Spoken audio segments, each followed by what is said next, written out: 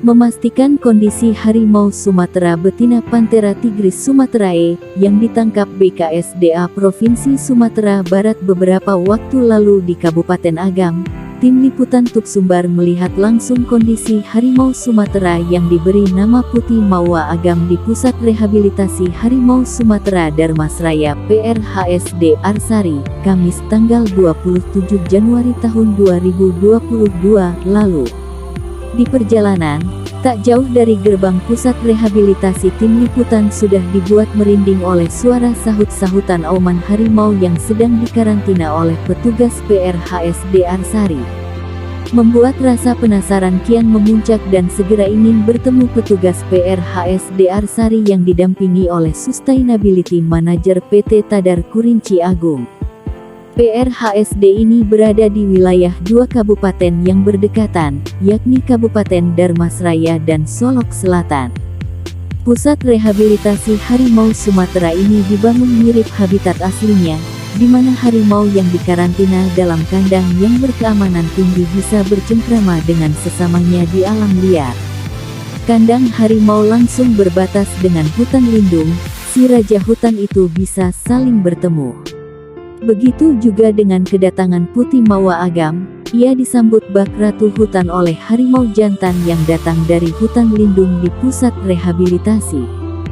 Sahut-sahutan pun terjadi, raja hutan saling mengaum, saking kerasnya, suara auman harimau bisa terdengar dari jarak 2 mil. Dari jarak yang cukup jauh, tim Tok Sumbar bisa mendengar auman si raja hutan secara langsung. Suara saja sudah membuktikan betapa sangarnya binatang buas yang digelari raja hutan ini, memang jauh dari bentuk harimau di kebun binatang yang terkesan jinak dan pendiam. Oleh karena itu tim Tok Sumbar tidak memiliki nyali untuk mendekati secara langsung. Intinya, dari kerasnya auman harimau tersebut, kita paham bahwa mereka memiliki dunia sendiri yang patut kita jaga dan lestarikan. Di pusat rehabilitasi yang berkeamanan tinggi itu, terlihat berbagai pajangan figura foto harimau Sumatera yang pernah direhabilitasi hingga dilepas liarkan kembali. Namun, ada juga harimau yang umurnya pendek dan dikuburkan di sana. Kuburan harimau yang dinyatakan musnah tersebut dibeton agar tidak disalahgunakan oleh oknum yang tidak bertanggung jawab. Jika kuburan tidak dibeton, PRHSD Arsari takut kuburan harimau tersebut digali oleh oknum lalu taring, tulang belulang, ataupun kulit harimau disalahgunakan oleh oknum yang tidak bertanggung jawab. Setelah bertemu dokter hewan Patrick Flagelata yang menangani Putih Mawa Agam, dirinya menjelaskan kepada Tok Sumbar bahwa saat kedatangan Putih Mawa Agam ke pusat rehabilitasi diistirahatkan dulu selama 5 hari penuh dan baru dilakukan medical check-up pertama. Di Pusat Rehabilitasi Harimau Sumatera Darmasraya, selain Putih Mawa Agam, sudah ada 4 ekor harimau penghuni PRHSD. Berikut beberapa jenis hewan lain yang dianggap punah.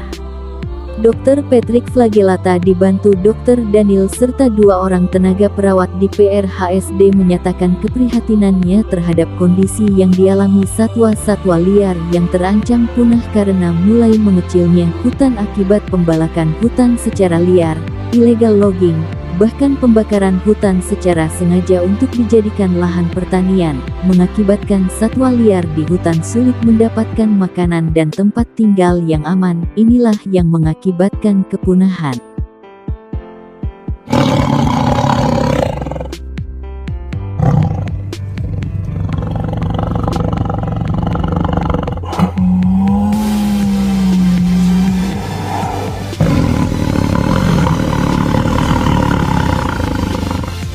Pada saat setelah sampai, Putih kita istirahatkan dulu, dan di tanggal 18 Januari 2022, Putih kita lakukan medical check up pertama.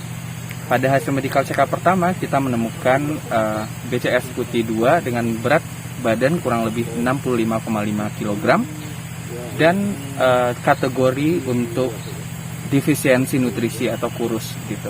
Ada luka enggak, Dok? Pada saat Putih kita medical check up, kita menemukan bekas luka yang banyak, tapi 1 luka aktif dan luka hanya luka superficial tapi tidak terlalu dalam, dan itu bisa diobatin. Dan kita sudah juga menyerahkan hasil medical check up kita ke BKSDA Sumbar, dan kita sudah merekomendasi untuk segera dilepas liarkan. Di belakang saya ada 3 makam dari harimau kita yang unsurvived atau tidak bertahan dikarenakan penyakit yang dinamai dengan pneumonia, yaitu penyakit sistem pernafasan. Dan inilah kalian bisa lihat, dan ini bisa dilihat dari makam-makam tersebut.